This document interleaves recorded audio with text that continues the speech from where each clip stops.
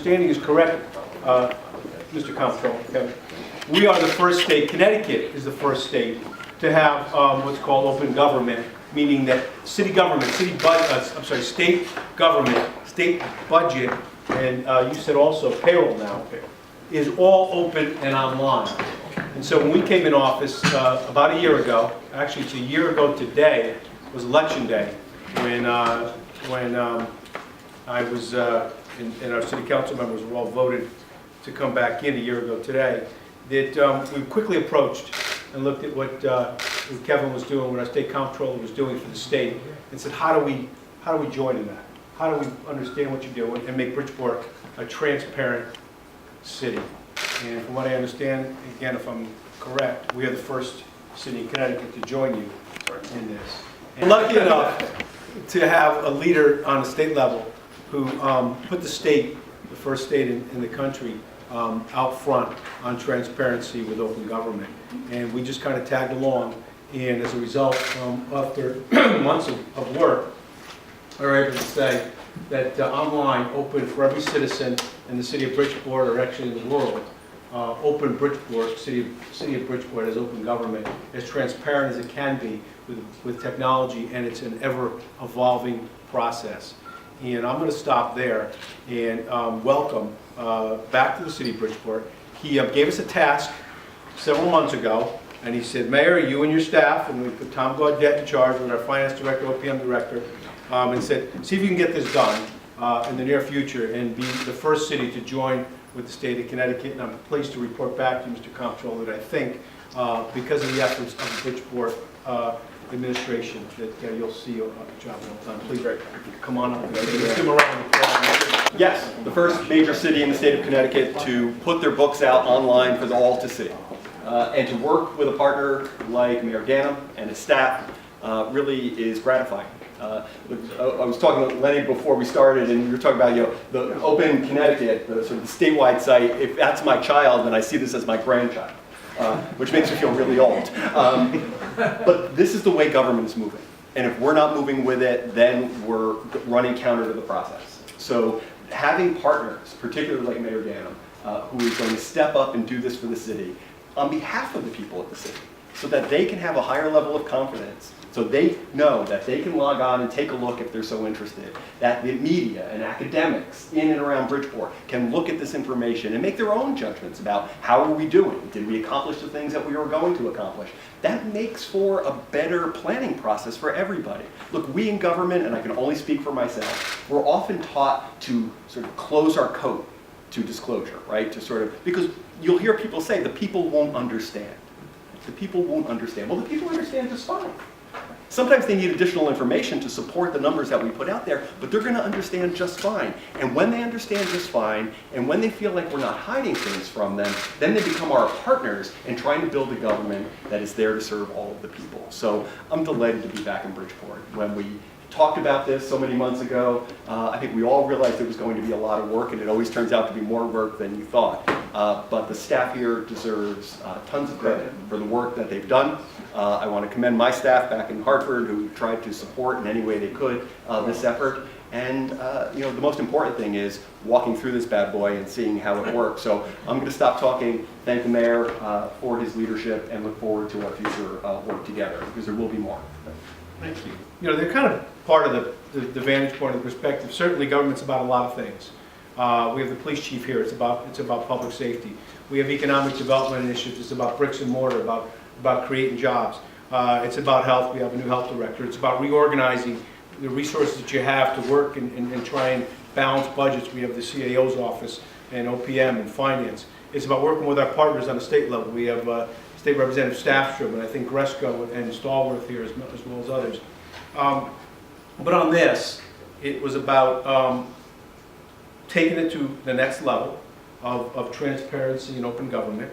And you have Ed Adams, Tom Gaudette, and Lynn Simcoe, who put their shoulders, brain, and both hands to the commitment to get this done, to create this. And we actually now have two modules. So one's open budget, and the other one is open expenditures. And we can take a walk through that. I will use it as a moment to do a little commercial about where we are. And one of the things that makes it easy to put this out is because over the last 10 to 11 months, everyone in this room and others in the city have worked tirelessly to make sure that we had a budget in place that was one that was presentable, that was in the black for the second half of the one that we took over. And a lot of hard work went into that, and a lot of commitment and hard work went into putting the present budget in place, which is, I have to report to Comptroller, which is on track for our first quarter. You're doing better than we are. We have an agreement between our OPM and our finance office as to what the numbers are.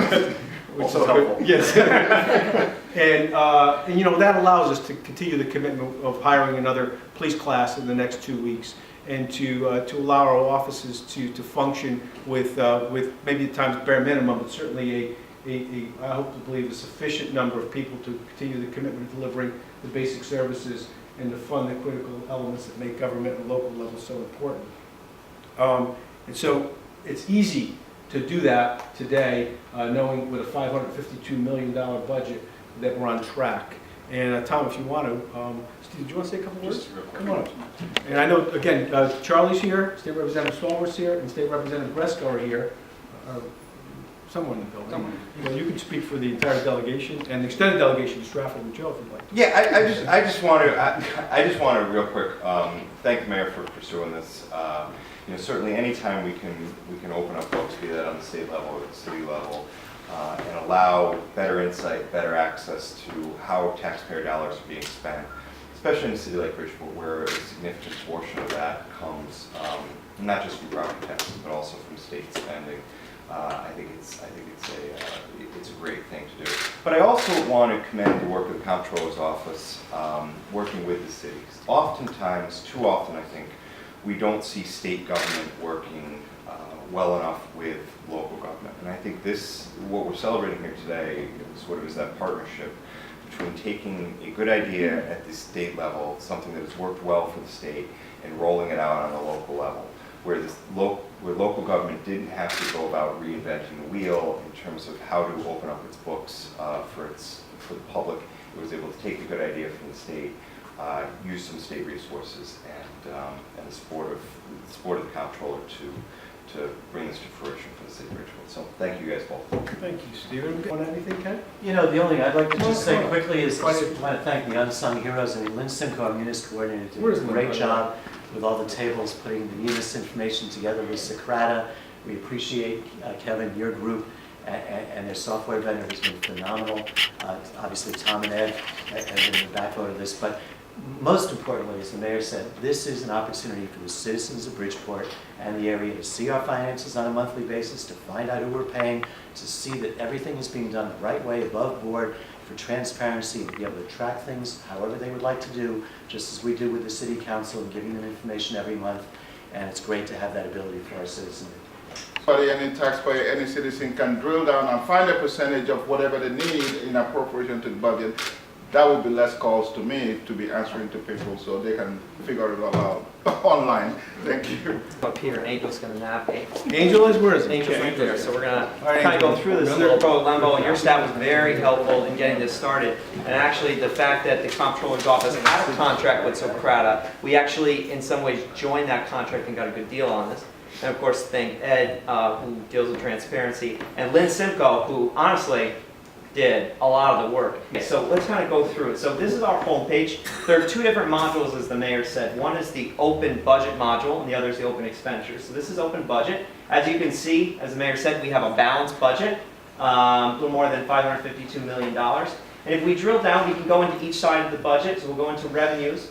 And you can see there are a lot more items as you scroll down. And we have budget information from 2014, 15, 16, and 17. And going forward, obviously we're in the fiscal year 17, we'll be updating on a monthly basis going forward. So if we go into revenues, you can see that if you highlight any one of these categories, you can actually see, if you're in a past year, how did we do relative to what we expected in the budget on a percentage basis and on a dollar basis. And if you go over here, you can look at it as a snapshot, as a pie chart.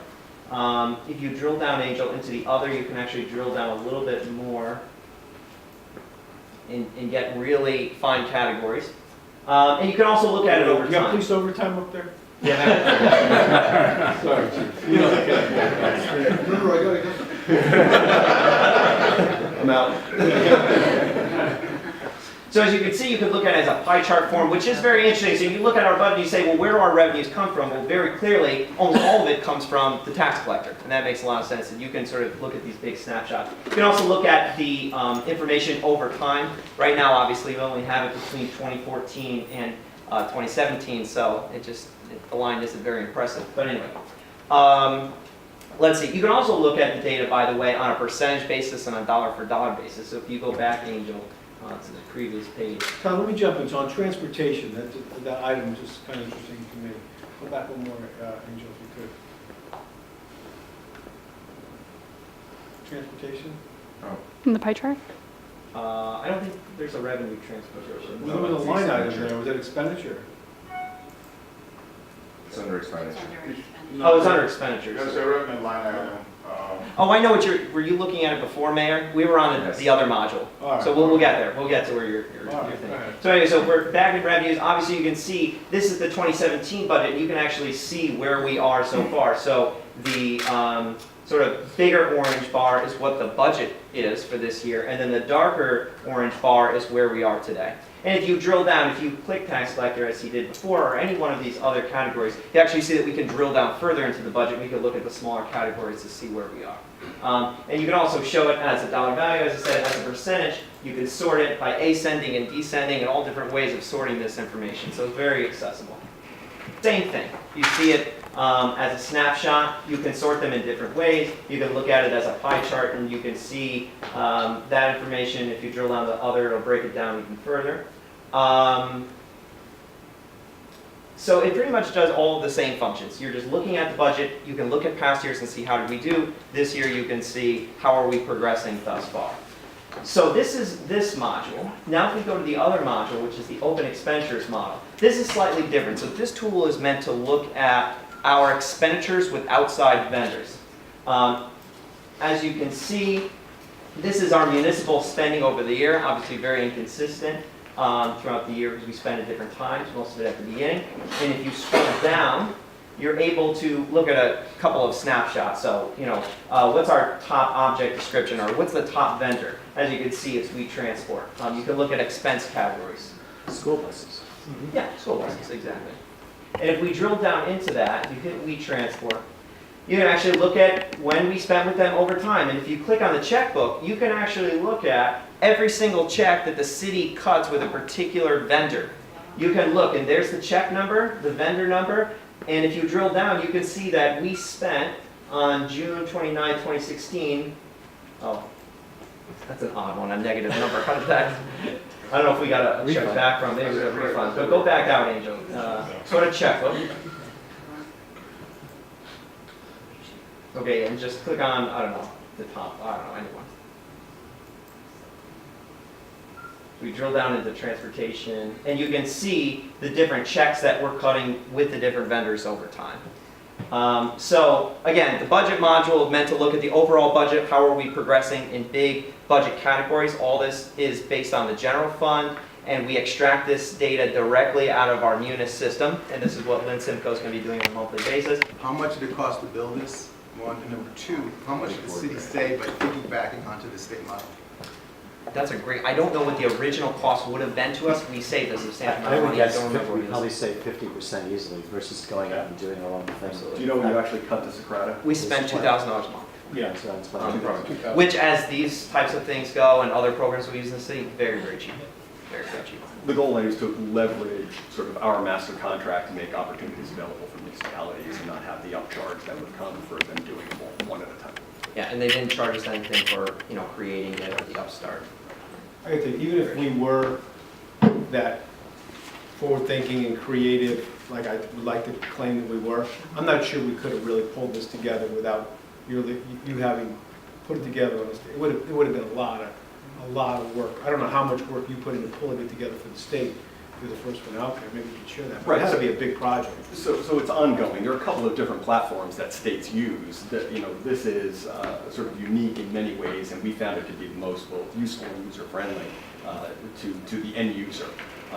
But yeah, I mean, you got to go out in the field, you got to figure out who's doing this well, you got to do a master contract, you got to do all of that stuff, and then ride roughshod over the top of it, right? Because the innovation continues to occur, and you got to make sure the product you're using is keeping pace. It's important, and it's been said already, to remember that this work is never done. It's not like you cut a ribbon today and you go, ta-da, here it is. There's going to be ongoing work to keep the ledgers sort of updated. There's going to be ongoing innovation, more opportunities to display additional information, and each community and the state, for that matter, will do that within available appropriations and do it as quickly as you can get it done, and some will be more useful than others. But generally, once you commit to this, you're marching forward and always trying to make it better and better. We have Anthony here. Do you want to say a couple words, Anthony, from city council perspective? Come on up. I mean, you got briefed on this before the general public did. I think it's a great tool for us as we go through what our next budget process will be, not too far away. I just want to thank the mayor and your administration. Tom did the presentation at budget. It was very helpful, I go on during our meetings, try to get more information, see if it's the accurate information they're giving us. So again, to congratulate you and your administration for finally having transparency and bringing something that the city's really needed for a long time. So thank you. Thanks, appreciate it. Anyone else? It's good to see you. No, you don't even need our demonstration anymore. It's online.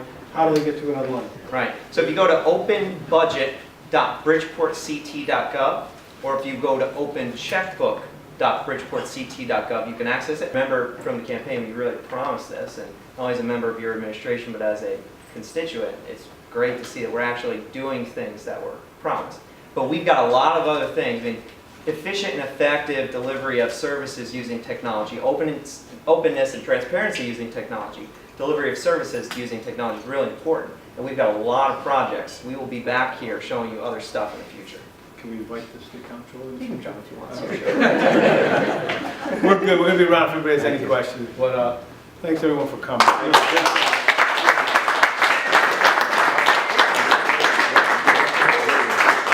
And thank you so much. How's it feel? Good. Thank you, Mayor.